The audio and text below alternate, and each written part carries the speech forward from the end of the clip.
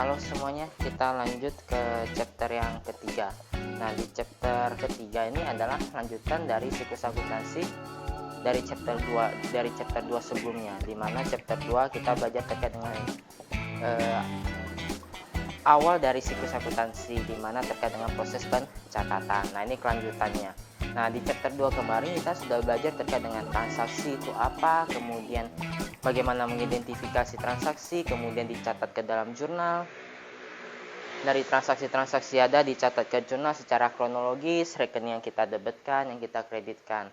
Nah, setelah itu, setelah kita debitkan, kreditkan rekening berdasarkan transaksi yang terjadi, kita posting ke masing-masing rekening terkait dengan pendebitan dan pengkreditannya, ya, secara kronologis. Nah, proses pemostingan ini ke masing-masing rekening ini, di mana daftar dari semua rekening itu kita sebut sebagai buku besar. Nah, dari buku besar ada yang namanya saldo akhir, ya. Masing-masing rekening ada saldo akhirnya berapa. Nah, dari saldo akhir ini, untuk masing-masing rekening kita ringkas kembali. Kita ringkas lebih rapi lagi ke namanya neraca saldo. Nah, jadi dari neraca saldo ini muncul rekening-rekening yang kita gunakan selama satu periode, serta saldo akhir dari masing-masing rekening, apakah di debit atau di kredit. Gitu. Nah, setelah neraca saldo selesai, nah yang namanya neraca saldo biasanya itu belum menunjukkan kondisi yang real terkait dengan perusahaan. Ada saja beberapa hal yang tidak tercatat sama perusahaan, terutama terkait dengan pendapatan dan beban yang terjadi di periode tersebut, periode berjalan itu. Nah, untuk memutakhirkan data-data dari neraca saldo inilah dibutuhkan yang namanya proses penyesuaian. Nah, di proses penyesuaian, pengakuan pendapatan dan pengakuan beban terkait dengan proses penyesuaian inilah yang kita pelajari di chapter ketiga ini, gitu. Jadi, yuk kita mulai di chapter ketiga terkait dengan konsep pengakuan pendapatan dan beban serta proses penyesuaiannya. Kuy. Langsung kita ke handout kita terkait dengan bab 3 ini, konsep pengakuan pendapatan dan beban serta proses penyesuaiannya. Nah, di handout sudah disampaikan, ya, saldo-saldo rekening dalam neraca saldo berasal dari buku besar atau ledger perusahaan. Biasanya pada saat itu angka-angka tersebut belum menggambarkan kondisi yang sesungguhnya yang terjadi sama perusahaan, ya, terkait dengan saldo-saldo tersebut. Nah, di samping itu ada beberapa transaksi yang juga belum tercatat oleh perusahaan. Untuk menentukan keuntungan ataupun laba atau rugi, suatu perusahaan harus melakukan suatu pencatatan akuntansi tambahan yang disebut sebagai ayat jurnal penyesuaian atau proses penyesuaian. Nah, gunanya untuk apa? Yaitu untuk memutakhirkan catatan akuntansi yang dimiliki oleh perusahaan guna untuk menyusun laporan keuangan. Nah, jadi kalau sebelumnya kita sampai di neraca saldo. Nah, harusnya dari neraca saldo itu kan sudah bisa kita gunakan untuk menyusun laporan keuangan, ya, di mana pendapatan sudah ada, beban sudah ada, akun-akun real juga sudah ada, aset, liabilitas, dan juga ekuitas. Nah, tetapi yang ada di neraca saldo di chapter 2 kemarin, data-datanya itu belum menggambarkan kondisi yang sesungguhnya yang dialami sama perusahaan. Jadi, untuk memutakhirkan data-data perusahaan guna untuk menyusun laporan keuangan diperlukan yang namanya proses pencatatan akuntansi tambahan. Nah, yang disebut sebagai ayat jurnal penyesuaian. Gitu. Nah, ayat jurnal penyesuaian sambil contoh misalnya, kemarin ada asuransi di badi muka. Kan kemarin di soal pembahasan kemarin, ya, di chapter 2 kita ada bayar asuransi di badi muka untuk 3 bulan, ya, Oktober, November, Desember. Di bulan Oktober, yaitu sebesar 6 juta untuk 3 bulan. Pada saat jurnal yang kemarin kita mencatatnya itu bukan sebagai beban asuransi, tetapi dicatat sebagai asuransi dibayar di muka, di mana asuransi dibayar di muka itu adalah sebagai aset. Kita catat sebagai aset, ya, untuk 6 juta, ya, 3 bulan, yaitu Oktober, November, dan Desember. Di akhir bulan Oktober kita mau susun laporan keuangan. Nah, kita susun laporan keuangan di neraca saldo tercatat asuransi dibayar di muka sebesar 6 juta. Nah, dari informasi itu kan untuk Oktober, November, Desember, di mana di akhir Oktober otomatis sudah kita gunakan 1 bulan, kan? Berarti asuransi dibayar di muka kita itu sudah kadaluarsa 1 bulan. Ya, dari 6 juta ini 2 juta itu sudah kadaluarsa, sudah tidak punya nilai manfaat lagi di bulan Oktober. Nah, tercatat sebagai aset. Bagaimana kita mau mengurangi nilai dari 6 juta menjadi 4 juta ini? Yang 2 jutanya itu kita akui sebagai beban asuransi. Nah, maka dari itu, dari neraca saldo ini kita butuh namanya jurnal tambahan lagi, yaitu ayat jurnal penyesuaian untuk merealisasi asuransi dibayar di muka tersebut. Di mana kita buat penyesuaian, kita buat jurnal tambahan, akui adanya beban asuransi sebesar 2 juta. Kemudian kreditkan apa? Kita kreditkan aset kita, yaitu terkait dengan asuransi dibayar di muka sebesar 2 juta. Asuransi dibayar di muka ada di neraca saldo tercatat 6 juta. Pada saat penyesuaian kita kreditkan 2 juta. Sisa berapa setelah penyesuaian? Setelah penyesuaian yang debitnya 6 juta kita kreditkan 2 juta, berarti sisanya itu 4 juta di sebelah debit. Nah, itulah asuransi dibayar di muka yang masih memiliki nilai manfaat di masa yang akan datang, yaitu untuk bulan November dan juga Desember. Nah, itulah yang dimaksud dengan proses penyesuaian. Nah, kurang lebih seperti itu. Terkait dengan penyusunan laporan keuangan, di sini ada beberapa pertanyaan fundamental dalam menentukan laba atau rugi bersih perusahaan. Nah, untuk menentukan tingkat akurasi dari pelaporan keuangan terkait dengan laba atau rugi bersih perusahaan, ada 2 pertanyaan yang harus dijawab. Yang pertama itu adalah, apakah semua pendapatan telah diakui di bulan berjalan? Yang pertama. Yang kedua, apakah semua beban sudah benar-benar tercatat atau diakui di bulan berjalan? Itu aja. Ya, apakah pendapatan sudah diakui semuanya? Apakah beban juga sudah diakui semuanya? Apabila semuanya sudah diakui, berarti laporan keuangan yang disajikan sudah menunjukkan kondisi yang sebenarnya, ya. Gitu. Sudah aktual dan akurat. Nah, sambil contoh yang tadi asuransi dibayar di muka. Kalau kita tidak buat jurnal penyesuaian, bebannya itu pasti tidak tercatat 1 bulan terkait dengan beban asuransi, yaitu sebesar 2 juta. Nah, maka dari itu peluang penyesuaian. Kalau kita buat penyesuaian, bebannya sudah terakui, aset sudah menunjukkan nilai sebenarnya, yaitu sisa 4 juta. Gitu. Ya, jadi dalam menjawab tingkat keakuratan dalam penyusunan laporan laba rugi dan menentukan laba rugi bersih perusahaan, yaitu ada 2 hal yang harus kita ketahui. Hal fundamental, hal dasar harus kita ketahui. Hal utamanya atau komponen utamanya. Yaitu yang pertama, apakah semua pendapatan sudah tercatat oleh perusahaan di bulan berjalan?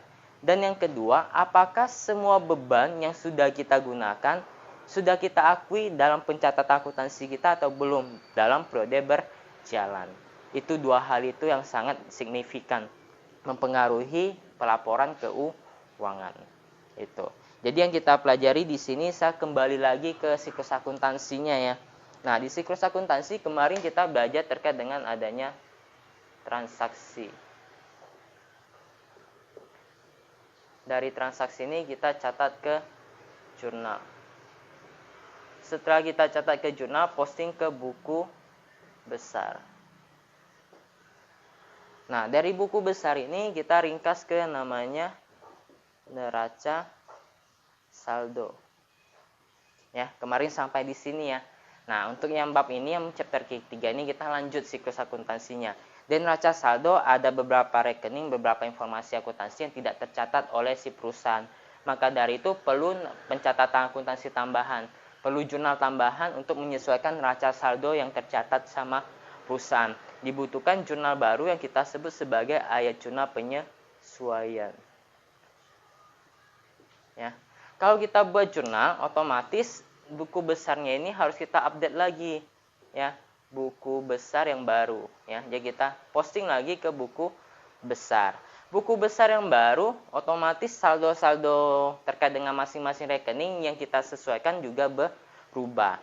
Nah, buku besar rekening saldo-saldo rekening penyesuaiannya berubah, otomatis kita perlu buat yang namanya neraca saldo yang baru.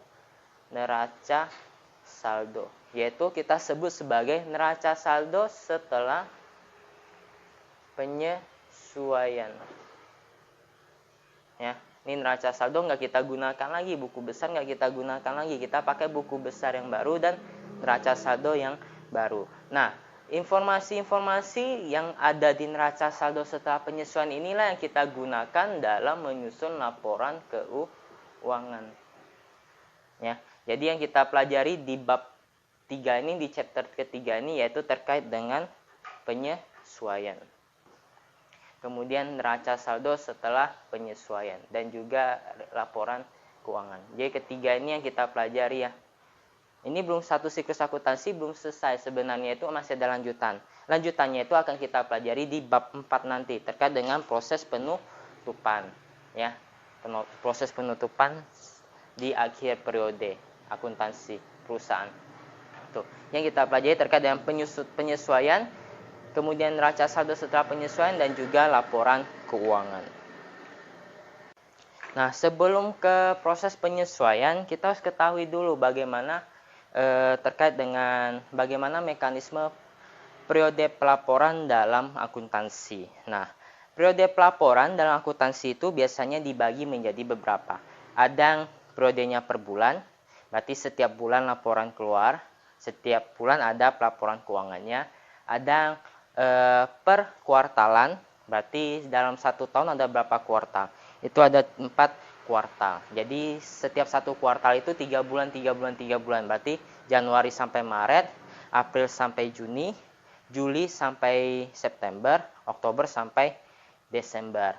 Nah, ada yang per bulan, ada yang per kuartalan, di mana satu tahun ada 4 kuartal, kemudian ada juga yang per tahun. Jadi periode akuntansi itu tergantung kebijakan perusahaan seperti apa. Apakah dia membuat laporannya itu per bulan, per kuartal, atau per tahun. Nah, di akuntansi ada beberapa istilah terkait dengan periode pelaporan. Biasanya pelaporan keuangan yang dilakukan setiap bulan atau setiap per kuartalan, 1 tahun 4 kuartal, itu disebut sebagai laporan interim. Itu istilah akuntansinya ya. Itu pelaporan interim. Kemudian rata-rata perusahaan besar itu membuat yang namanya laporan per kuartalan dan juga laporan tahunan. Nah, biasanya coba kalian lihat di perusahaan-perusahaan yang terdaftar di Bursa Efek Indonesia, laporannya itu pasti ada 2 jenis laporan. Laporan per kuartalan dan juga laporan tahunan. Laporan kuartalan dikeluarkan untuk apa? Ya, untuk menginformasikan kepada pemegang saham terkait dengan kinerja perusahaan selama selama tahun berjalan ya. Kalau dia melihat laporan tahunan itu kan kelamaan ya, si investor susah nggak bisa melakukan keputusan ya. Jadi sebagai fasilitas untuk si investor ya dibuat juga namanya laporan per kuartalan. Nah, laporan per kuartalan inilah yang disebut sebagai laporan interim. Kemudian ada namanya laporan tahun fiskal. Nah, tahun fiskal itu adalah periode akuntansi di mana periodenya itu selama 1 tahun. Jadi misalnya laporan tahun 2018, tahun 2019, tahun 2020. Nah, itu disebut sebagai laporan fiskal. Ya, laporan fiskal di mana periode laporannya itu selama 1 tahun dari Januari sampai Desember. Kemudian ada apa lagi? Nah, kemudian terkait dengan tahun kalender. Tahun kalender dalam istilah dalam akuntansi yaitu terkait dari tanggal 1 Januari sampai dengan 31 Desember. Itulah kalender tahunan dari si akunting. Jadi kalau laporan tahunan berarti ya informasi terkait dengan 1 Januari sampai 31 Desember. Itu terkait dengan time issues-nya, periode pelaporan keuangan. Lanjut ke dasar pencatatan dalam akuntansi. Nah, dasar pencatatan dalam akuntansi itu ada 2 dasar. Yang pertama itu kita sebut sebagai dasar kas atau cash basis. Dan yang kedua itu dasar accrual atau accrual basis. Nah, konsep pengakuan pendapatan dan beban terkait dengan cash basis dengan accrual basis itu berbeda. Kita mulai dari konsep pengakuan terkait dengan cash basis atau dasar kas. Kalau dasar akunting yang menggunakan dasar kas atau cash basis mengakui pendapatan dan beban di mana pada saat terjadi transaksi secara tunai. Jadi pendapatan itu diakui pada saat uang kita terima beban diakui pada saat kita bayarkan, ya. Jadi misalnya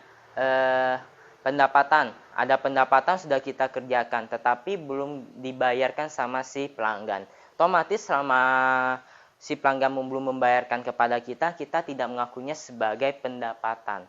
Nah, misal bulan depan baru dibayarkan. Nah, pada saat dibayarkan sama si pelanggan, baru kita mengakuinya sebagai pendapatan. Beban juga sama. Misalnya ada tagihan iklan ya ke kita. Si perusahaan periklanannya menagih kita. Nah, kita belum membayarkannya. Otomatis kalau kita pakai dasar kas, kita belum mengakuinya sebagai beban. Akan kita mengakuinya sebagai beban pada saat beban iklan ini, tagihan atas beban iklan ini kita bayarkan. Nah, itulah yang dinamakan cash basis atau dasar kas, di mana pendapatan dan beban diakui dan dicatat pada saat kas diterima untuk pendapatan serta kas dibayarkan untuk mengakui beban. Secara PSAK, dasar kas ini tidak diakui, tidak diperbolehkan.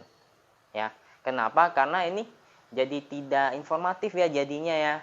Misalnya pendapatan yang bulan ini karena belum dibayarkan, kita nggak mengakuinya sebagai pendapatan.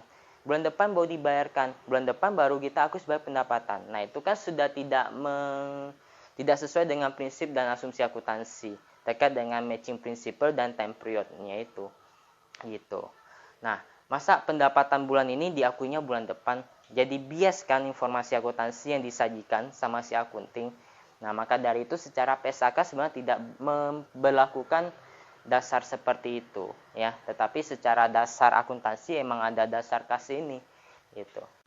Kemudian dasar akrual atau accrual basis. Nah, untuk dasar akrual atau accrual basis di mana jika ada pendapatan dan beban telah terjadi, pendapatan dan beban itu harus segera diakui di periode berjalan atau periode bersangkutan. Jadi kalau beda halnya kalau cash basis ya. Kalau cash basis mengakui pendapatan dan beban pada saat uang diterima dan juga uang dikeluarkan. Uang diterima diakui pendapatan, uang dikeluarkan diakui sebagai beban. Kalau accrual basis dia tidak melihat uangnya diterima atau dikeluarkan, tetapi melihat waktu terjadinya. Jadi kalau pendapatannya itu sudah terjadi, sudah menjadi hak dari si perusahaan, sudah harus diakui sebagai pendapatan di periode tersebut. Sama halnya juga dengan beban. Apabila biayanya sudah dimanfaatkan atau sudah dikeluarkan, sudah habis nilai manfaatnya di periode tersebut, untuk mendapatkan pendapatan di periode tersebut, beban tersebut sudah harus diakui di bulan tersebut atau di periode berjalan. Nah, itu yang dimaksud dengan accrual basis. Sambil contoh, misalnya yang accrual basis. Ada beban gaji yang belum dibayarkan. Nah, beban gaji yang belum dibayarkan, berarti kan misalnya di bulan Oktober. Berarti untuk beban gajinya ini harus kita akui di bulan Oktober. Segera kita akui sebagai beban gaji. Karena belum kita bayarkan, kita tampung dulu ke hutang gaji. Catat beban gajinya di bulan berjalan. Kalau cash basis kan beda. Kalau cash basis misal gaji yang belum dibayarkan di bulan November mendatang. Nah, dia mengakui bebannya itu bukan di Oktober tetapi di bulan November. Kalau accrual basis pada saat bebannya sudah terjadi sudah harus segera diakui. Ya, jadi kalau sesuai yang di handout untuk accrual basis pendapatan diakui atau dilaporkan pada saat periode pendapatan itu dilakukan atau didapatkan, dan beban diakui pada saat terjadi dalam laporan laba rugi.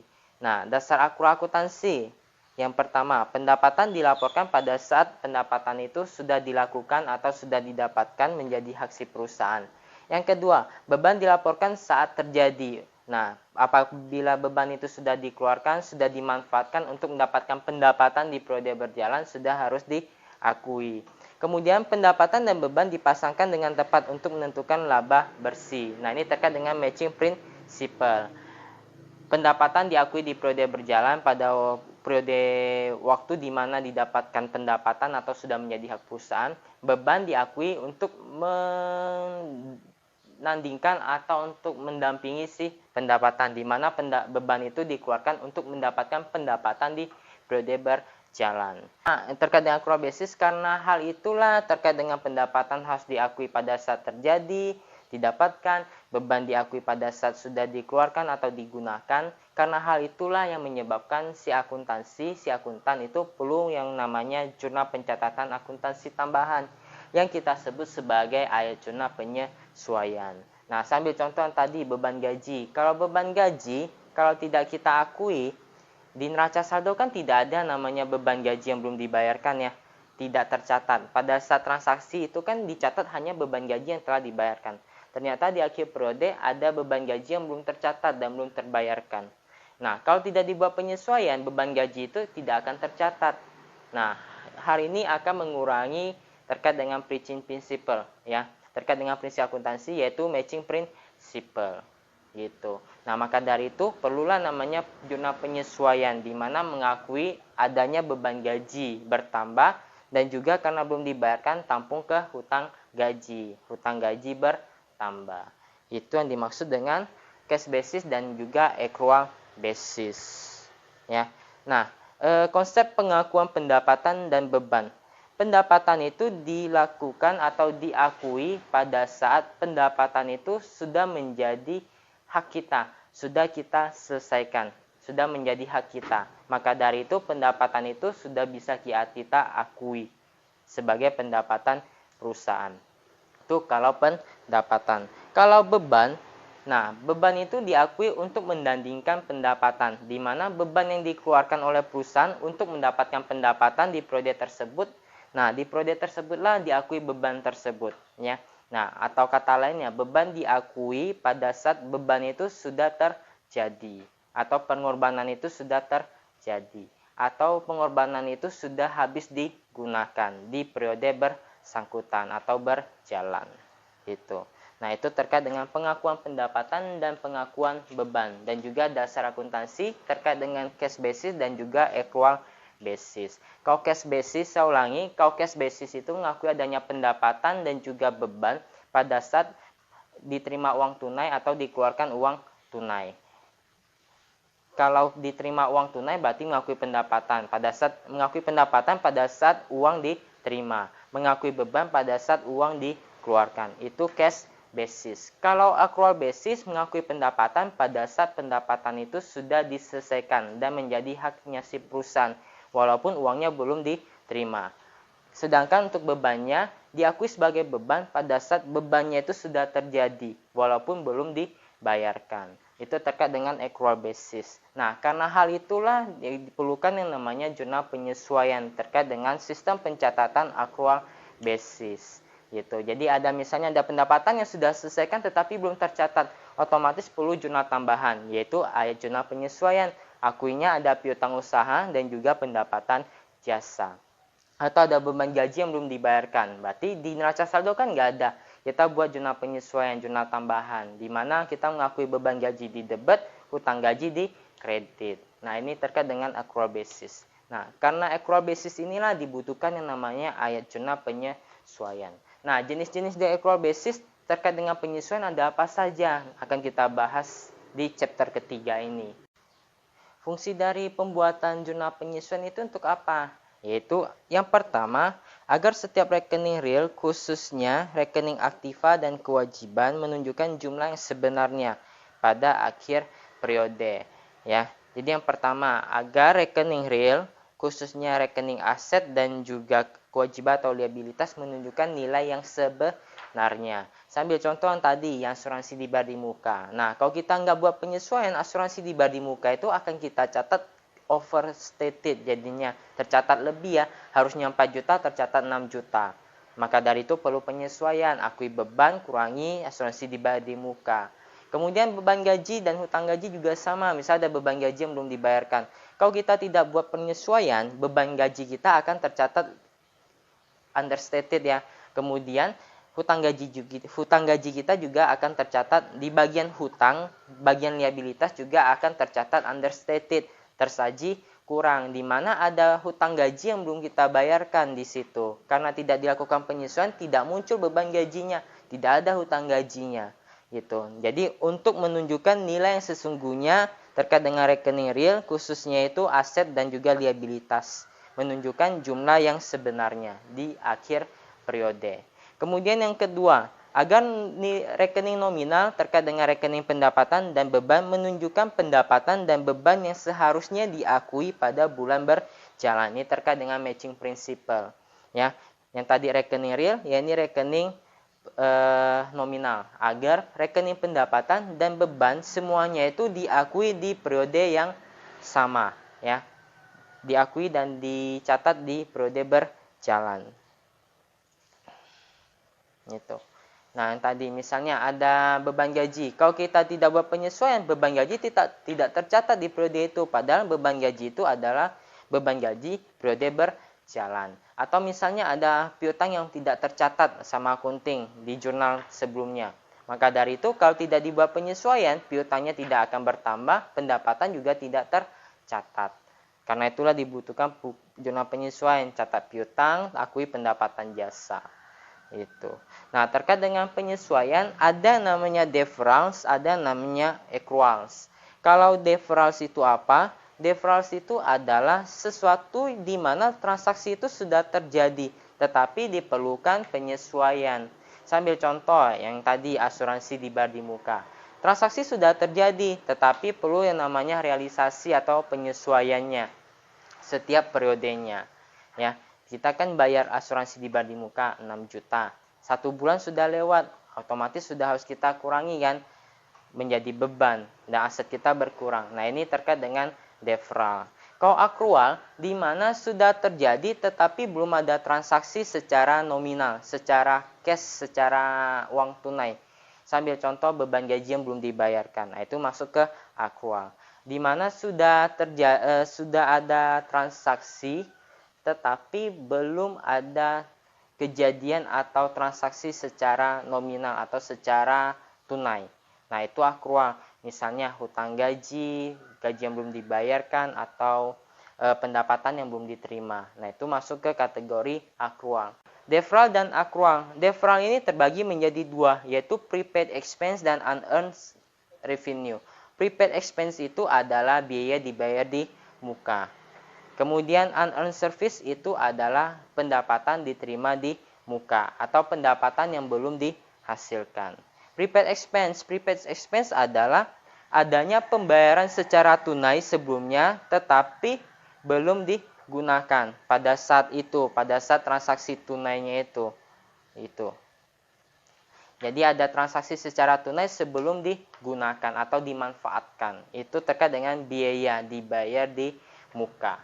Kemudian ada unearned revenues, yaitu adanya penerimaan kas sebelum penggunaan atau pekerjaan selesai dilakukan. Jadi saya ulangi, adanya penerimaan kas di mana pekerjaan belum diselesaikan. Nah, itu terkait dengan deferral. Ada prepaid expense, asuransi di bar di muka, dan juga unearned revenue, pendapatan diterima di muka. Itu deferral. Lanjut ke accruals. Kalau accruals di mana itu sudah ada transaksi, sudah terjadi, sudah kita gunakan, sudah kita selesaikan, tetapi secara tunai belum kita terima. Ini ada dua juga. Ada namanya accrual revenues atau pendapatan accrual, dan juga accrual expense, accrued expense atau beban accrual. Pendapatan accrual itu apa? Di mana ada pendapatan accrual adalah pendapatan yang sudah diselesaikan, sudah menjadi hak kita, tetapi secara tunai belum diterima. Itu accrual pendapatan. Kemudian beban accrual. Beban accrual itu apa? Di mana beban itu sudah kita gunakan, sudah kita manfaatkan, tetapi belum dibayarkan, ya, secara tunai. Belum dibayarkan secara tunai. Itu. Nah, itu terkait dengan deferral dan accrual. Untuk adjusting entries atau jurnal penyesuaian, ada 4 hal yang menjadi kriteria atau komponen dasarnya. Yang pertama itu ada yang kita sebut sebagai prepaid expense atau biaya dibayar di muka. Kemudian yang kedua itu ada unearned revenue atau pendapatan diterima di muka. Nah, prepaid expense and unearned revenue ini kita sebut sebagai deferral. Ya, di mana sudah ada transaksi secara tunai, tetapi manfaatnya itu belum kita gunakan dan juga penerimaan kasnya itu belum kita selesaikan kewajiban kita. Nah, ini dimaksud dengan deferral. Kemudian yang ketiga dan keempat ada yang namanya accrued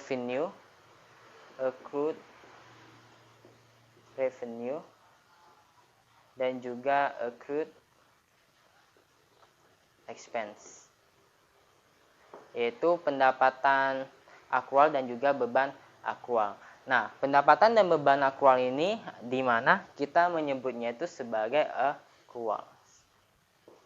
Jadi adjustment entries ini ada yang namanya deferral, ada yang namanya accrual. Deferral itu ada prepaid expense dan unearned revenue. Accrual itu ada pendapatan akrual dan juga beban akrual. Pendapatan akrual itu maksudnya di mana suatu pekerjaan sudah diselesaikan, pendapatan sudah diselesaikan, tetapi secara tunai belum diterima. Sama halnya juga beban, di mana beban itu sudah terjadi, sudah dimanfaatkan, tetapi belum dibayarkan. Nah, itu yang dimaksud dengan accrual.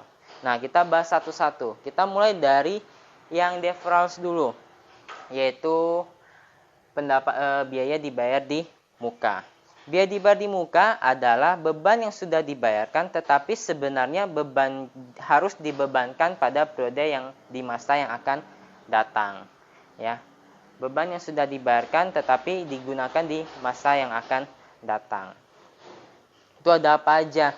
Yaitu ada biaya dibayar di muka, perlengkapan juga masuk ya. Kita beli perlengkapan. Di mana perlengkapan itu masih punya nilai manfaat kan? Nanti sampai di akhir periode yang terpakai berapa baru kita sesuaikan. Kemudian ada iklan dibayar di muka, sewa dibayar di muka. Ini sama halnya juga penyusutan peralatan, yaitu misalnya peralatan atau bangunan. Nah, peralatan dan bangunan pada saat beli kan kita mencatatnya sebagai aset. Yang namanya penggunaan atas aset terkait dengan bangunan dan peralatan khususnya yaitu aset berwujud, itu kan pasti ada penurunan nilai manfaat. Nah, bagaimana kita mengalokasikan harga perolehannya sebagai beban secara sistematis dan rasional? Nah, itu yang dinamakan penyusutan. Nah, penyusutan itulah masuk ke namanya ayat jurnal penyesuaian. Ya, kita catat di ayat jurnal penyesuaian. Oke. Kemudian cash payment before expense record. Ada pembayaran secara tunai sebelum beban diakui. Saya ambil contoh untuk asuransi dibayar di muka sesuai dengan yang tadi saya jelaskan ya. Terkait dengan asuransi dibayar di muka. Tanggal 10 Oktober dibayar asuransi untuk 3 bulan terakhir di tahun 2020 misalnya. Nah, saya bayarnya 6 juta untuk 3 bulan terakhir, berarti Oktober, November, Desember. Nah, karena pada saat pembayaran belum saya gunakan asuransinya, nilai manfaat dari asuransi tersebut masih punya nilai manfaat di masa akan datang. Jadi saya tidak mengakuinya sebagai beban asuransi. Saya tampung, saya catat ke aset, yaitu asuransi dibayar di muka. Dibayar di muka, kreditnya kas, nilainya 6 juta. Oke, tanggal 31 Oktober anggap aja sudah selesai, tidak ada pembayaran asuransi dibayar di muka lagi, cukup satu kali di 1 Oktober. Itu untuk 3 bulan terakhir di tahun 2020, Oktober, November, Desember.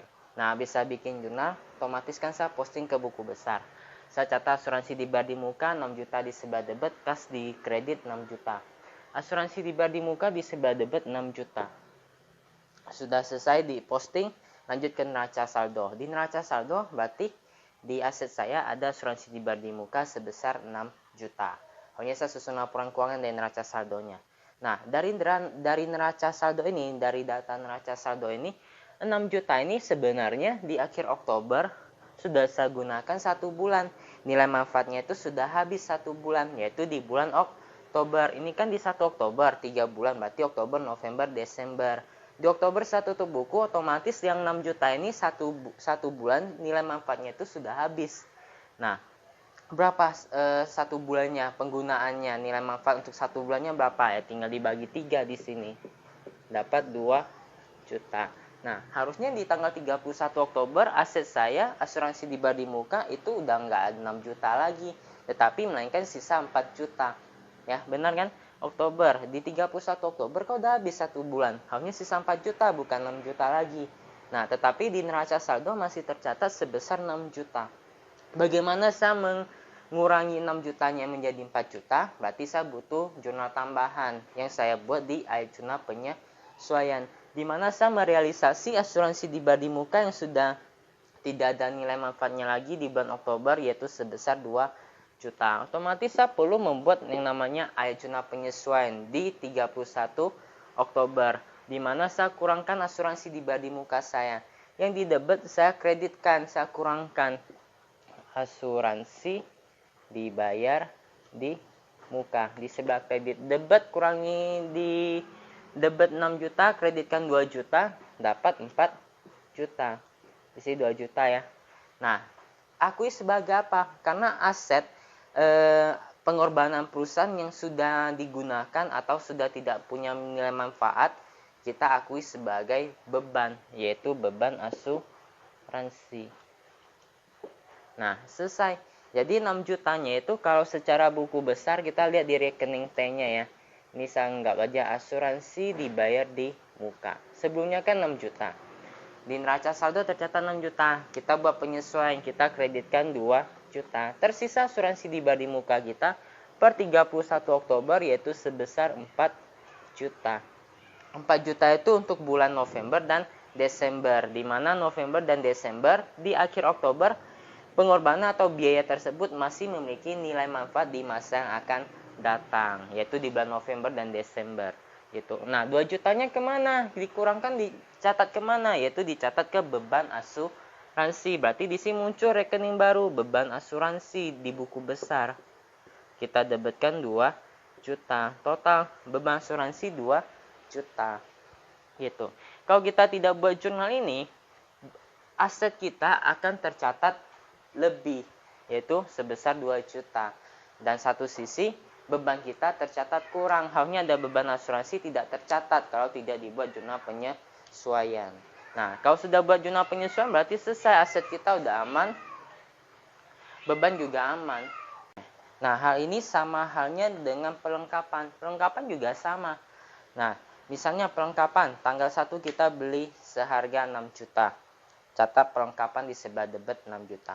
Tanggal 10 saya beli lagi 4 juta. Catat lagi di sebelah debit 4 juta. Sampai dengan akhir periode, anggap aja masih bulan Oktober, di 31 Oktober, di neraca saldo saya berarti perlengkapan saya sebesar 10 juta. 6 juta tambah 4 juta. Nah, dari 10 juta yang tercatat sama saya selama di jurnal dan di neraca saldo muncul 10 juta, ternyata fisiknya itu tidak sampai 10 juta. Anggap aja sisa 3 juta misalnya. Nah, ternyata dari 10 juta sudah kita gunakan 7 juta, tersisa 3 juta fisiknya. Nah, dengan demikian, di neraca saldo yang tercatat perlengkapan 10 juta itu sudah salah. Ya, kondisi sebenarnya sudah tidak 10 juta lagi, melainkan 3 juta. Nah, bagaimana kita mencatat yang 10 juta ini berkurang menjadi 3 juta?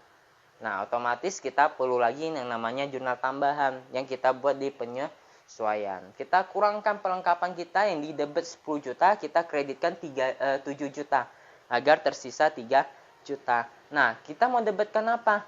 Ini kan aset yaitu pengorbanan perusahaan. Sumber kekayaan perusahaan di mana 7 juta ini sudah habis dipakai, sudah tidak punya manfaat lagi di masa akan datang.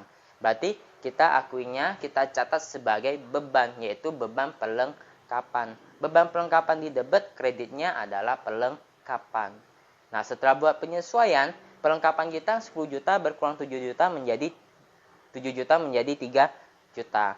Nah, ditambah lagi beban baru, muncul rekening baru yaitu beban perlengkapan. Tercatat beban perlengkapan yang sudah kita gunakan sebesar 7 juta. Nah, itu terkait dengan deferral ya, yang berkaitan dengan prepaid expense. Selain perlengkapan dan biaya di muka, ada juga terkait dengan penyusutan, terkait dengan aset tetap berwujud atau aset tidak lancar berwujud. Nah, penyusutan itu apa? Penyusutan itu adalah suatu pengalokasian harga perolehan menjadi beban secara sistematis dan rasional sampai dengan akhir umur estimasinya, ya, terkait dengan akibat terjadinya penurunan nilai manfaat dari aset tetap berwujud tersebut, gitu. Nah, sambil contoh, misalnya saya beli kendaraan 10 juta di tahun pertama, di 1 Januari 2018 misalnya. Nah, saya estimasikan saya bisa gunakan kendaraan ini selama 5 tahun, ya, tanpa nilai sisa. Berarti kalau kita hitung secara rata-rata, berarti satu periode atau 1 tahun ada penurunan nilai manfaat sebesar 2 juta, di mana 10 jutanya ini saya bagikan 5 tahun, saya gunakan 5 tahun, berarti ada penggunaan selama 5 tahun, per tahunnya itu penggunaan sebanyak 2 juta. Nah, dari 1 Januari sampai dengan 31 Desember 2018, berarti kan sudah saya gunakan 1 tahun. Nah, saya gunakan 1 tahun berarti nilai manfaatnya, nilai dari aset itu bukan 10 juta lagi, melainkan berkurang menjadi 8 juta. Tadi kan 5 tahun ya. Nah, bagaimana saya mencatat yang 10 juta berkurang menjadi 8 juta terkait dengan informasi atas kendaraan saya? Otomatis saya perlu melakukan yang namanya penyusutan yang tadi saya jelaskan. Pengalokasian harga perolehan menjadi beban secara sistematis dan rasional akibat terjadinya penurunan nilai manfaat dari aset tersebut. Gitu. Nah, berarti saya perlu buat penyesuaian atas penyusutan ini. Saya buat penyusutan di ayat jurnal penyesuaian, di mana saya mengakuinya ada penurunan nilai manfaat. Nilai manfaatnya sudah saya gunakan, akui sebagai beban penyusutan. Kalau ini kendaraan berarti beban penyusutan kendaraan. Saya tampung kemana? Saya kurangi kemana? Harusnya saya kurangi ke asetnya ya.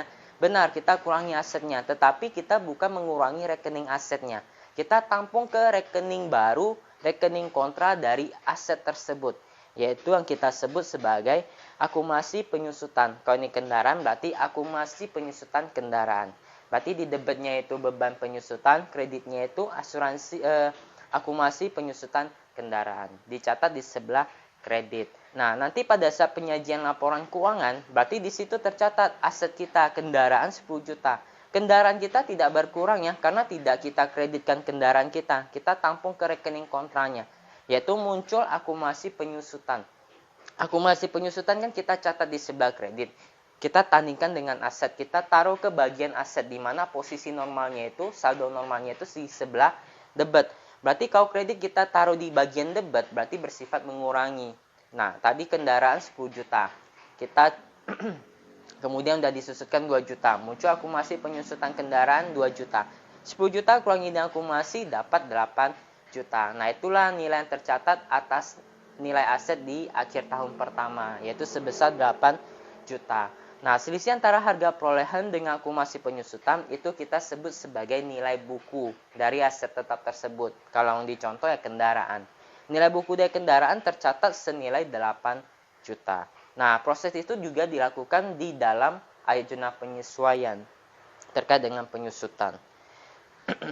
Nah, terkait dengan penyusutan berarti kan aset tetap berwujud. Aset tetap berwujud dalam bentuk apa aja? Ada bangunan, ada peralatan, ada angkutan, yang semuanya dicatat sebagai aset. Kemudian selain penyusutan, selain dengan proses penyusutan, ada juga penyesuaian atas persediaan barang dagang. Ya, ini terkait dengan pencatatan secara periodik. Nah, ini terkait dengan perusahaan dagang, yang perusahaan jasa tidak ada. Kalau perusahaan dagang, untuk mencatat persediaan itu ada 2 metode, 2 sistem, periodik dan perpetual. Kalau perpetual itu di mana ada pembelian barang, persediaan langsung bertambah. Ada penjualan, langsung aset berkurang. Jadi langsung dicatat secara akuntansinya. Sedangkan kalau periodik, pada saat pembelian maupun penjualan barang dagang, kita tidak mencatat ke persediaan barang dagang. ya, dia persediaan barang dagang tidak bertambah maupun tidak berkurang. Semuanya dicatat ke rekening pembelian dan kawan-kawannya. Kalau penjualan tidak ada kaitannya dengan persediaan jurnalnya. Nah, otomatis nanti di akhir periode, untuk yang sistem periodik ini, di akhir periode kita nggak tahu persediaan barang dagang kita itu berapa sisanya. Nah, untuk mengetahui persediaan barang dagang kita sisa berapa, dilakukan namanya stock of name.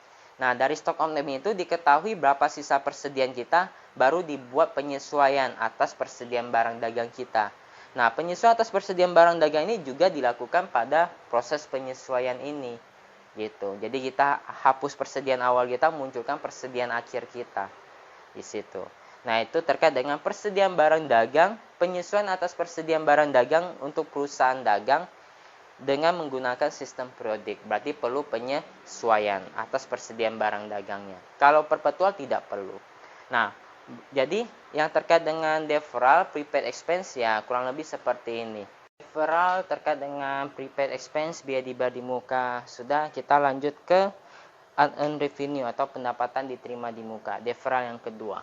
Nah, deferral yang kedua atau pendapatan deferral yang kedua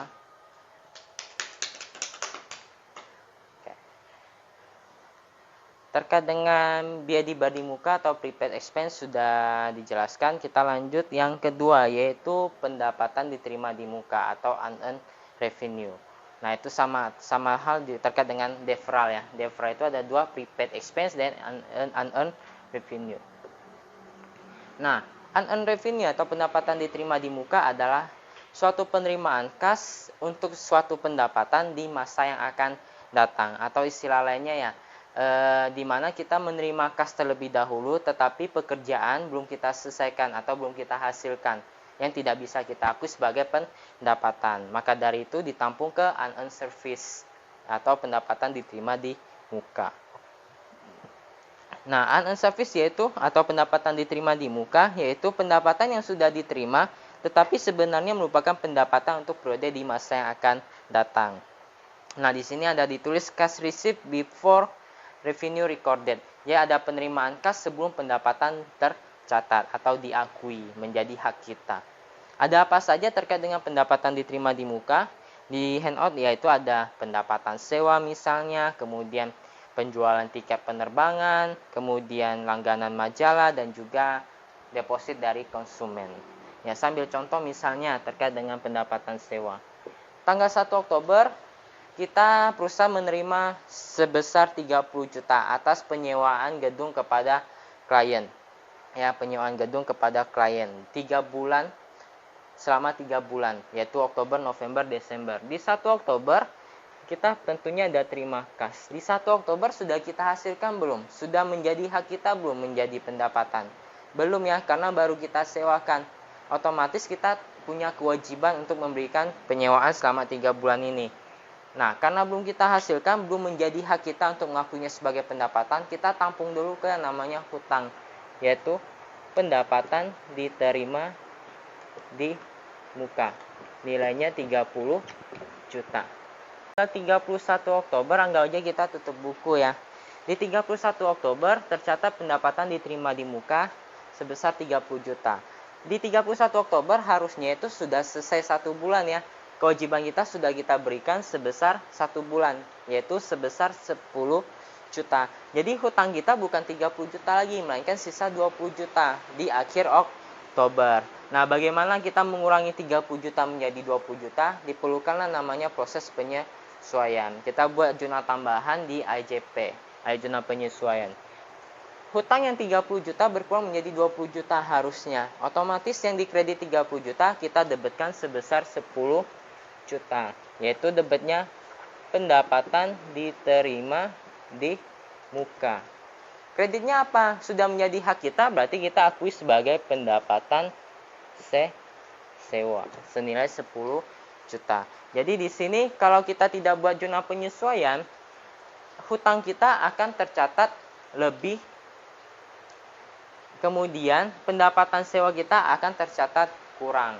Gitu. Harusnya hutangnya 20 juta tercatat 30 juta, lebih 10 juta. Pendapatan sewa harusnya ada bertambah 10 juta, tidak tercatat, kurang 10 juta.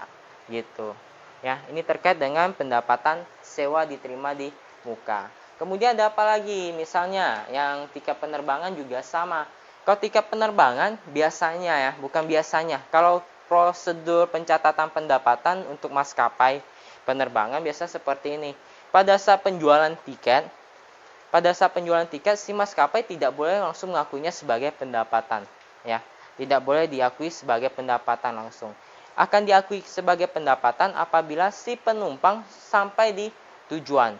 Ya, sambil contoh misalnya saya beli tiket penerbangan, beli tiket Garuda dari Pontianak ke Jakarta. Jadi pada saat saya beli, sebelum saya berangkat, si maskapai, si Garuda ini tidak boleh mengakuinya itu sebagai pendapatan. Dicatatlah ke kewajiban, yaitu pendapatan diterima di muka. Ketika saya terbang sampai ikut penerbangannya sampai tujuan, sampai di Bandara Udara Jakarta, barulah si Garuda mengakui sebagai pendapatannya si perusahaan itu. Ya, jadi dia harus melaksanakan kewajibannya dulu, yaitu mengantarkan penumpang sampai di tempat tujuan, baru diakui sebagai pendapatan. Ya, sama halnya juga yang lainnya, itu terkait dengan langganan majalah dan juga deposit dari konsumen. Kalau langganan majalah ya sama, pada saat kita subscribe misalnya kita langganan Netflix misalnya, kan kita bayar dulu ya 5, misalnya anggap aja saat yang satu layar. Kita bayar 53 ribu. Nah, pada saat kita bayar itu kan kita belum menikmati selama 1 bulan ya. Nah, si Netflix itu tidak boleh langsung mengakuinya sebagai pendapatan. Nah, akan diakui sebagai pendapatan apabila kita sudah berlangganan selama 1 bulan. Nah, gitu. Jadi dia menerima terlebih dahulu sebelum mengakuinya sebagai pendapatan. Kurang lebih seperti itu. Spotify juga biasanya langganan-langganan yang media-media online itu seperti itu. Proses pencatatan pengakuan pendapatannya. Oke, untuk yang defraud selesai terkait dengan biaya dibayar di muka dan pendapatan diterima di muka. Kita lanjut ke akrual. Nah, akrual ini ya sudah saya sampaikan juga terkait dengan contohnya ya, yang tadi.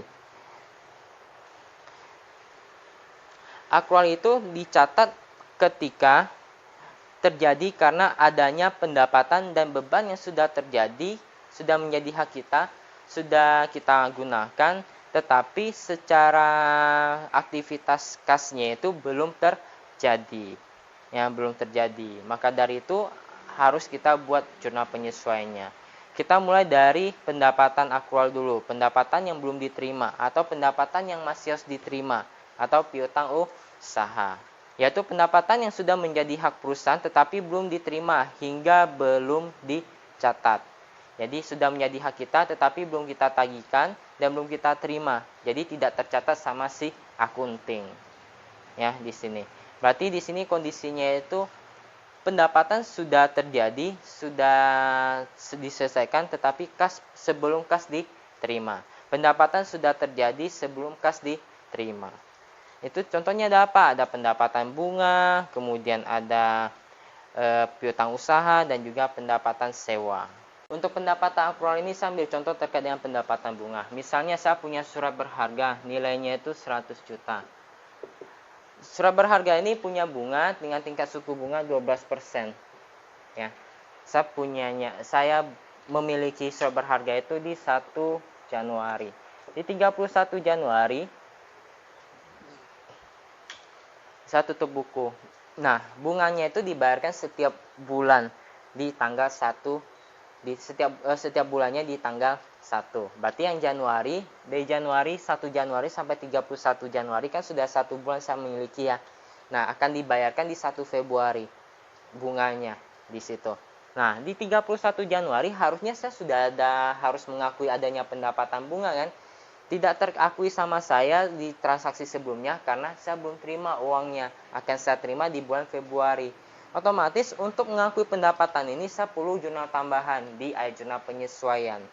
Nah, berapa nilai bunganya? Berarti ya 100 juta kalikan 12% per tahun. Yang kita akui berapa bulan? 1 bulan, 1/12. Berarti dapat 1 juta. Nah, pendapatan bunga 1 juta ini yang di bulan Januari yang harus kita akui di proses penyesuaian ini. Agar pendapatan kita pendapatan bunga kita terakui dan juga adanya piutang bunga yang akan kita terima di 1 Februari. Berarti di sini penyesuaiannya ya kita tampung ke piutang bunga. Akui pendapatan bunga. Ada pendapatan bunga kita akui di tanggal 31 Januari sebesar 1 juta. Karena belum kita terima, tampung dulu ke piutang bunga.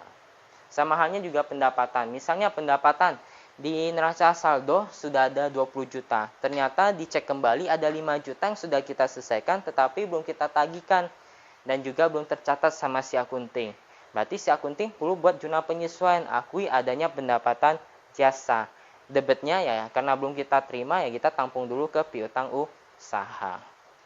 Gitu.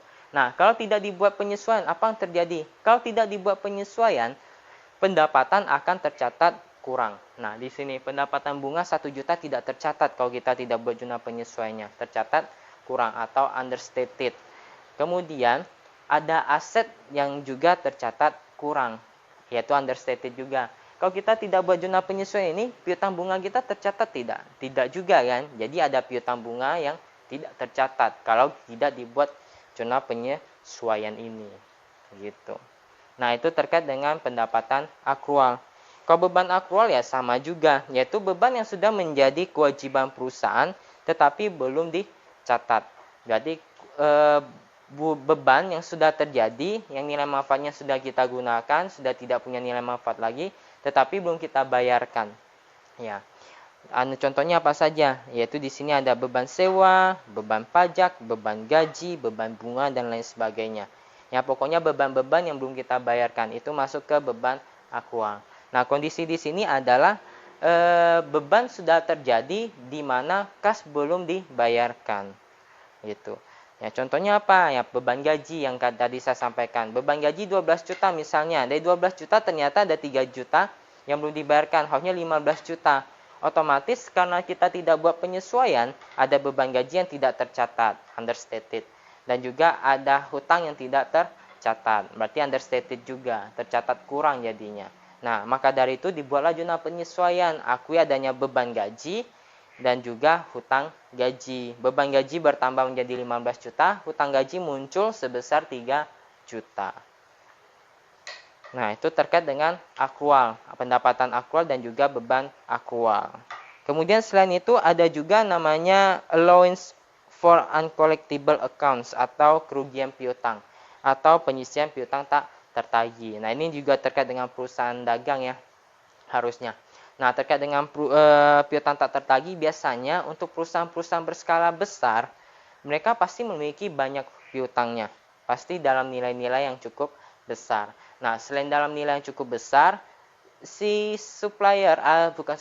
konsumen dari si perusahaan itu juga cukup banyak ya, pasti banyak juga. Nah, maka dari itu dengan nilai piutang yang besar, dengan jumlah konsumen yang banyak juga, ada berpotensi si perusahaan mengalami piutang tak tertagih.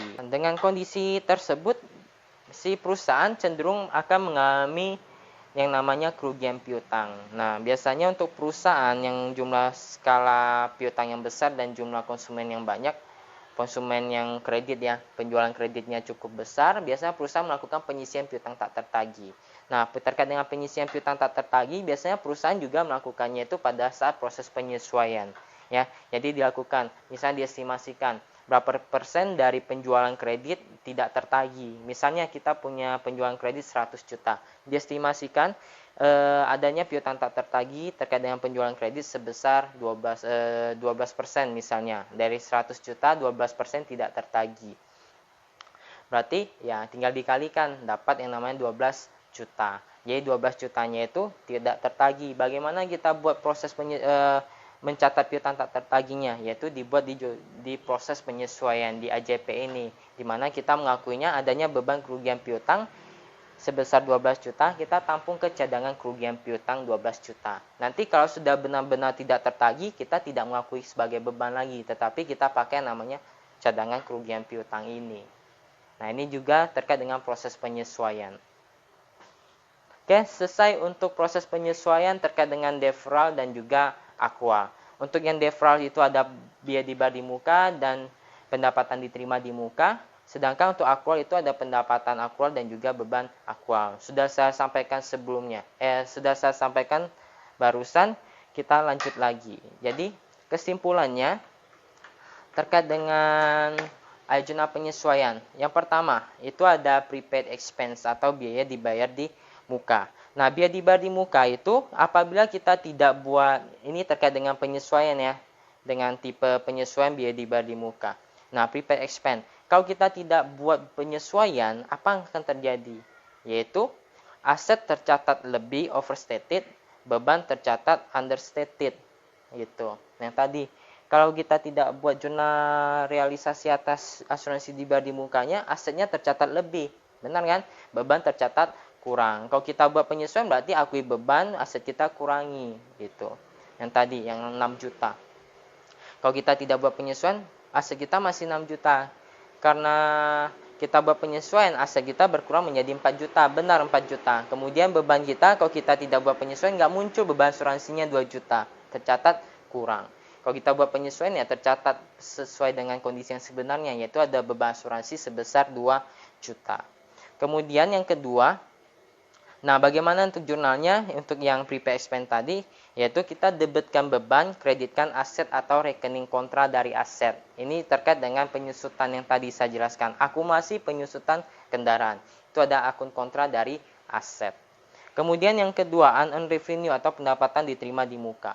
Kalau tidak dibuat penyesuaian, apa yang akan terjadi? Kalau kita tidak buat penyesuaian terkait dengan unearned revenue, pendapatan diterima di muka, maka yang pertama itu hutang kita akan tercatat lebih, yaitu overstated.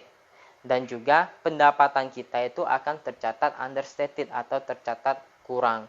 Sambil contoh tadi yang pendapatan sewa yang 3 juta punya, ya, 30 juta.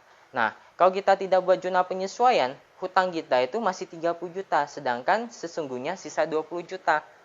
Gitu, tercatat lebih kan hutang kita. Satu sisi pendapatan kita tidak tercatat kurang jadinya. Maka dari itu perlu penyesuaian, yaitu kita debitkan hutang, kita kurangi hutang agar tidak overstated, kemudian kreditkan pendapatan. Kita tambahkan pendapatan agar tidak understated gitu. Yang tadi berarti ya pendapatan sewa diterima di muka di debit, kreditnya pendapatan sewa. Nah, selesai gitu terkait dengan proses penyesuaiannya. Kemudian yang ketiga, pendapatan akrual. Pendapatan akrual kalau tidak kita buat jurnal penyesuaian, apa yang terjadi? Yaitu aset tercatat kurang, pendapatan tercatat kurang, di mana ada pendapatan belum tercatat, ya, karena belum ditagihkan. Otomatis kita harus mencatat di penyesuaiannya, yaitu kita catat adanya pendapatan bertambah di kredit dan juga aset bertambah di sebelah debit. Ya, sambil contoh tadi yang pendapatan ya, ada suatu pekerjaan yang tidak tercatat sama si akunting. Otomatis ya di penyesuaian kita kreditkan pendapatan. Debitnya apa? Karena belum kita terima, catat ke piutang usaha, yaitu aset. Aset harus ditambahkan. Jadi kalau tidak dibuat penyesuaiannya, aset tercatat kurang, pendapatan juga tercatat kurang. Kalau buat penyesuaian ya kita tambahkan aset, tambahkan pendapatan. Kemudian terakhir, accrual expense atau beban akrual.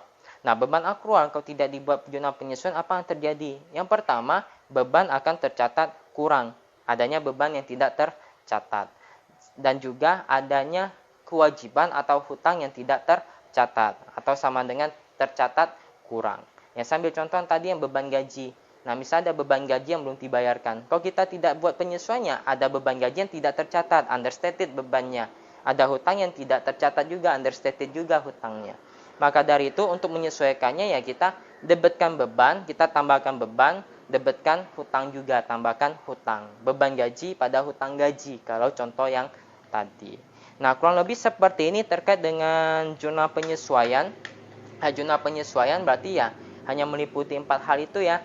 Prepaid expense, kemudian pendapatan diterima di muka, pendapatan akrual, beban akrual, dan komponen-komponen lainnya, misalnya penyusutan, perlengkapan, pemakaian perlengkapan, kemudian penyesuaian persediaan barang dagang, dan estimasi umur kerugian piutang. Nah, terkait dengan dua terakhir ini, yang pendapat persediaan barang dagang dan juga kerugian piutang, itu terkait dengan perusahaan dagang biasanya. Apabila jurnal penyesuaian sudah dibuat, tentunya kalau kita bikin jurnal harus posting juga ya, tetap harus kita posting ke buku besar terkait dengan rekening-rekening yang kita sesuaikan. Nah, karena kita sudah buat kita posting ke buku besar, ada rekening-rekening yang perlu kita sesuaikan, otomatis neraca saldo sebelumnya itu tidak bisa digunakan lagi. Ya, jadi kita perlu neraca saldo yang baru yang kita ambil dari buku besar setelah penyesuaian ini. Nah, masing-masing rekening saldo akhirnya kita pindahkan lagi ke neraca saldo yang baru, yang kita sebut sebagai neraca saldo setelah penyesuaian. Bentuknya seperti apa? Ya sama seperti dengan neraca saldo sebelumnya, cuma ada beberapa rekening yang saldonya berubah dan juga biasanya ada penambahan rekening-rekening baru. Fungsi dari neraca saldo setelah penyesuaian itu apa? Yang jelas adalah neraca saldo disiapkan setelah pembuatan jurnal penyesuaian yang telah diposting ke masing-masing rekeningnya. Fungsinya yang pertama yaitu untuk melihat keseimbangan antara debit dan kredit dari total rekening yang kita catat. Itu harus seimbang total debit dan total kreditnya. Kemudian yang kedua, ya tentunya sebagai dasar utama dalam penyusunan laporan keuangan. Jadi rekening-rekening atau informasi-informasi yang ada di neraca saldo setelah penyesuaian inilah yang digunakan dalam penyusunan laporan keuangan. Apa saja? Yaitu ada laporan laba rugi, laporan perubahan modal atau laporan saldo laba, serta laporan posisi keuangan atau neraca. Gitu. Jadi kalau di neraca saldo ya kurang lebih neraca saldo setelah penyesuaian ya kurang lebih sama dengan neraca saldo, cuma bedanya itu nominalnya ada yang berbeda karena penyesuaian dan juga ada penambahan rekening-rekening baru akibat penyesuaian. Ya, ada komponen apa aja? Ada komponen aset, kemudian liabilitas, kemudian ada komponen ekuitas, kemudian ada komponen preferred kalau perusahaan kecil ya, dan juga dividen untuk perseroan. Dan juga ada pendapatan dan beban. Nah, ini komponen inilah yang kita gunakan, yang kita butuhkan dalam menyusun laporan keuangan terkait laporan laba rugi, perubahan modal atau ekuitas atau saldo laba, dan juga laporan posisi keuangan atau neraca. Yang pertama kita susun adalah laporan laba rugi. Ya, pertama kita susun dulu laporan laba rugi. Laporan laba rugi yang kita pakai di neraca saldo setelah penyesuaian ada rekening terkait dengan pendapatan dan juga rekening beban, laba atau rugi bersih. Ya, pertama kita susun laporan laba rugi. Laporan laba rugi rekening yang kita perlukan di neraca saldo setelah penyesuaian terkait dengan pendapatan dan beban. Nah, setelah dapat laba rugi perusahaan, kita susun yang kedua, laporan perubahan modal atau perubahan ekuitas atau laporan laba ditahan. Nah, laporan laba ditahan itu yang kita gunakan terkait dengan ekuitas dan juga dividen atau preferred, dan juga rekening terkait dengan laporan laba ruginya. Ya. Nah, ini kita terkait dengan laporan perubahan modal atau laba ditahan. Ya. Yang pertama buat laporan laba rugi, ada pendapatan dan beban, dapat laporan laba atau rugi bersih, kita pindahkan ke laporan perubahan modal atau laba ditahan. Nah, selain laba rugi bersih, terkait dengan ekuitas dan dividen juga masuk ke laporan merupakan komponen dari laporan perubahan modal atau laporan laba ditahan. Nah, setelah itu baru kita susun yang namanya neraca atau laporan posisi keuangan. Nah, laporan posisi keuangan komponennya apa aja? Ada aset, kemudian ada liabilitas dan juga modal. Nah, modal ini bukan modal yang di neraca saldo, tetapi yang ada di laporan perubahan modal. Modal akhirnya atau laba ditahan akhirnya itu berapa? Gitu. Nah, untuk penyusunan laporan keuangan tidak saya sampaikan lagi ya, karena sudah kita bahas di chapter 1 punya. Ya, kurang lebih sama aja dengan yang chapter 1. Cuma ya chapter 1 kan kita nggak bikin satu siklus akuntansi ya. Kita dari persamaan langsung kita susun laporan keuangannya. Nah, kalau yang benar itu kita buat satu siklus akuntansi dulu, neraca saldo setelah penyesuaian sudah siap, baru kita susun laporan keuangan. Pertama, laporan laba rugi, pendapatan dan beban terkait dengan rekening pendapatan dan beban. Kedua, laporan perubahan modal atau laba ditahan, itu terkait dengan laba rugi bersih perusahaan, modal, preferred ataupun dividen. Nah, setelah itu yang ketiga baru buat laporan posisi keuangan. Nah, komponennya itu ada aset, liabilitas, dan juga modal akhir yang ada di laporan perubahan modal atau laba ditahan akhir yang ada di laporan laba ditahan gitu. Berarti untuk chapter ketiga ini materi sudah selesai ya. Cuma ada 2 materi tambahan yang nanti akan saya sampaikan. Nah, materi tambahan yang akan saya sampaikan itu terkait dengan jurnal penyesuaian yang berkaitan dengan DEFRA, yaitu prepaid expense dan juga unearned revenue. Kita mulai dari prepaid expense dulu ya. Prepaid expense. Nah, prepaid expense sambil contoh langsung aja ya, biar kita langsung bahas terkait dengan permasalahannya. Nah, terkait dengan prepaid expense sambil contoh yang tadi. Misalnya saya bayar asuransi 6 juta ya di tanggal 1 Januari. 1 Januari saya bayar asuransi untuk 1 tahun yaitu sebesar 6 juta. Ya, berarti di sini kalau yang tadi kita bahas yaitu berarti kita di sini kita debetkan asuransi dibayar di muka pada kas sebesar 6 juta untuk 1 tahun ya. Itu. Nah, di 31 Januari kan sudah terrealisasi 1 bulan. Ya, sudah terrealisasi 1 bulan. Di mana asuransi dibayar di muka ini sudah kita manfaatkan 1 bulan, berarti tersisa 11 bulan, bukan 6 juta lagi, melainkan 5.500.000 harusnya. Berarti kita buat penyesuaian, akui adanya beban asuransi. Kreditkan asuransi dibayar di muka, nilainya 500.000. Nah, seperti ini kan yang kita pelajari.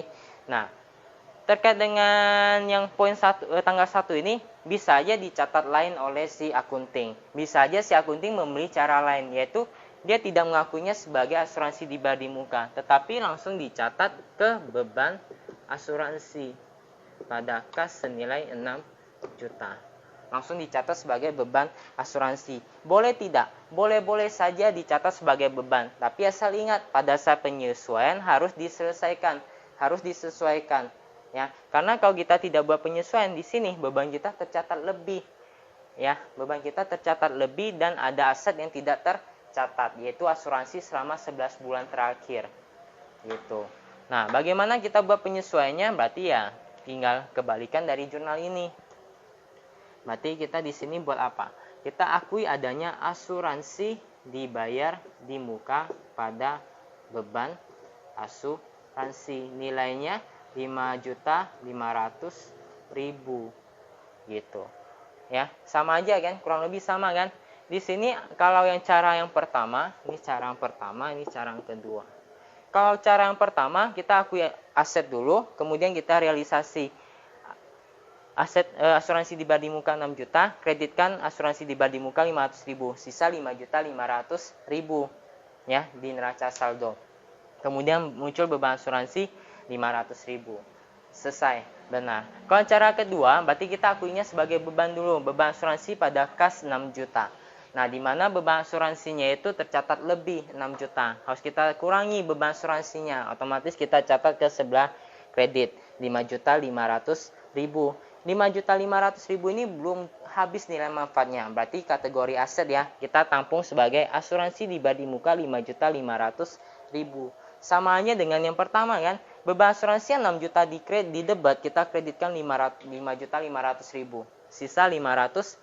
Benar, beban asuransinya 500.000. Kemudian beban asuransi dibayar di muka yang 6 juta jadi 5.500.000. Kalau cara kedua, kita langsung munculkan di penyesuaian 5.500.000.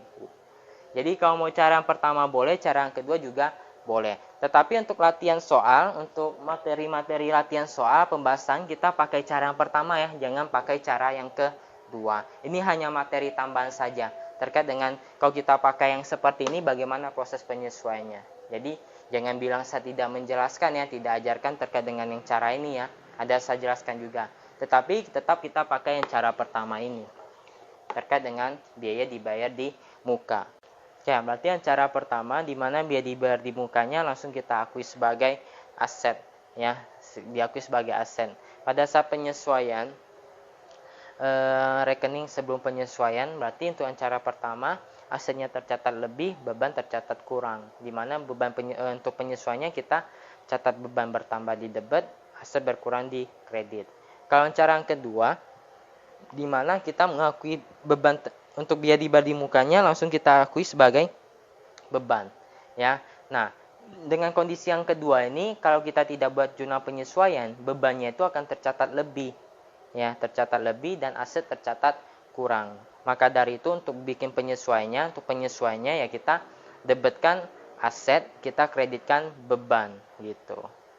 Seperti itu. Nah, sama halnya juga yang kedua terkait dengan pendapatan diterima di muka.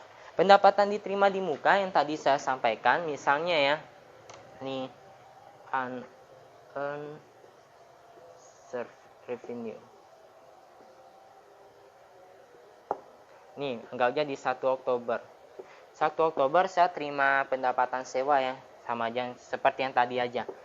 Kas pada pendapatan diterima di muka, nilainya 30 juta. Di 31 Oktober kan sudah kita dapatkan 1 bulan ya.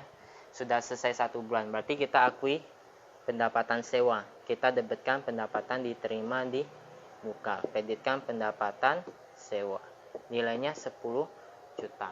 Berarti setelah ini pendapatan diterima di muka sisa 20 juta, adanya pendapatan sewa di bulan Oktober sebesar 10 juta. Nah, boleh nggak cara lain? Alternatif lainnya berarti bisa aja si akunting pakai cara yang lain ya. Di 1 Oktober langsung diakui sebagai pendapatan sewa. Kas pada pendapatan sewa, nilainya 30 juta. Nah, boleh-boleh aja kita langsung catat pendapatan sewa. Tetapi di 31 Oktober, di akhir periode nanti, harus kita sesuaikan pendapatan sewa kita tidak sebesar 30 juta ini.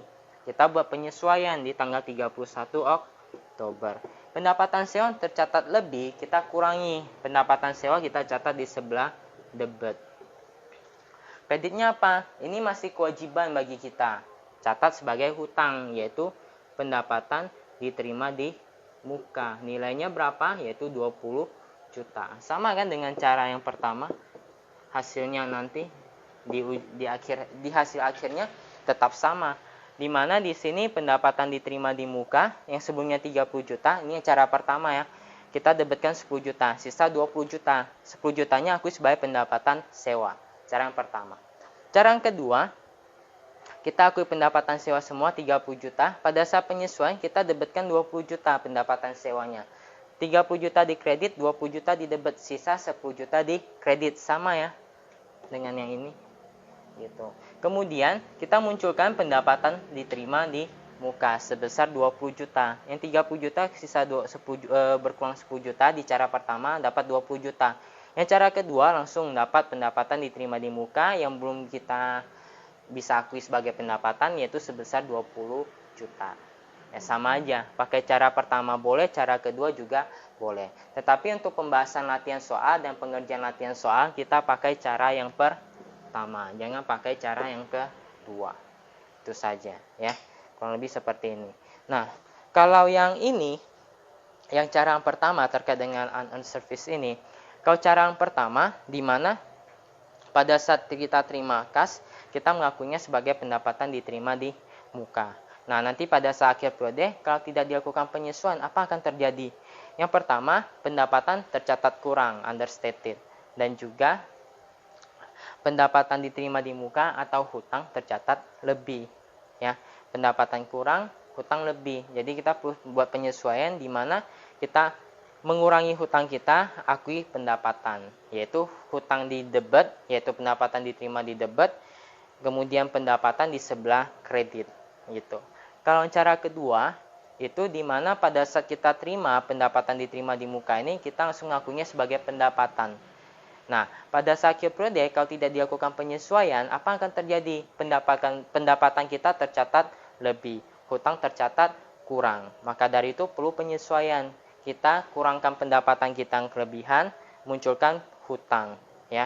Jadi di sini kita debitkan pendapatan, kreditkan pendapatan diterima di muka, yaitu hutang, ya, sebesar nilai yang tadi. Gitu. Untuk materi chapter yang ketiga terkait dengan proses pengakuan pendapatan dan beban serta proses penyesuaian sudah saya sampaikan. Jadi di sini yang kita pelajari itu yaitu terkait dengan pengakuan pendapatan, pengakuan beban bagaimana, kemudian terkait dengan dasar pencatatan akuntansi, ada cash basis dan accrual basis. Itu bagaimana maksud dan tujuannya. Kemudian proses penyesuaian itu ada apa aja? Ada deferral dan juga accrual. Deferral itu terkait dengan prepaid expense, biaya dibayar di muka dan juga pendapatan diterima di muka. Kalau accrual ya berarti berkaitan dengan pendapatan dan beban accrual. Selain itu juga ada terkait dengan penyusutan, kemudian ada persediaan barang dagang untuk sistem periodik, bagaimana dan juga yang terakhir terkait dengan penilaian atas kerugian piutang gitu. Nah, itu semua juga masuk ke dalam proses penyesuaian, proses dari ayat jurnal penyesuaian. Selain itu juga ada materi tambahan terkait dengan alternatif pencatatan terkait dengan deferral, yaitu prepaid expense dan juga unearned revenue. Jadi terkait dengan siklus akuntansi yang kita mulai dari chapter 2 sampai chapter ketiga ini kurang lebih sudah hampir selesai ya. Yang dari transaksi, jurnal, posting buku besar, neraca saldo, ayat jurnal penyesuaian yang ada di chapter ketiga ini, kemudian neraca saldo setelah penyesuaian dan penyusunan laporan keuangan sudah kita bahas sampai di chapter ketiga ini. Ya. Jadi ya tinggal beberapa step lagi untuk menyelesaikan satu siklus akuntansi yang akan kita bahas di chapter berikutnya, yaitu di chapter keempat. Jadi selesai untuk materi chapter ketiga ini, kita lanjut ke pembahasan soal. Nah, di sini ada beberapa soal latihan yang akan kita bahas sama-sama di video berikutnya, serta ada satu contoh soal yang belum kita bahas di materi ini ya. Kita lanjut di video berikutnya. Oke, sampai jumpa semuanya.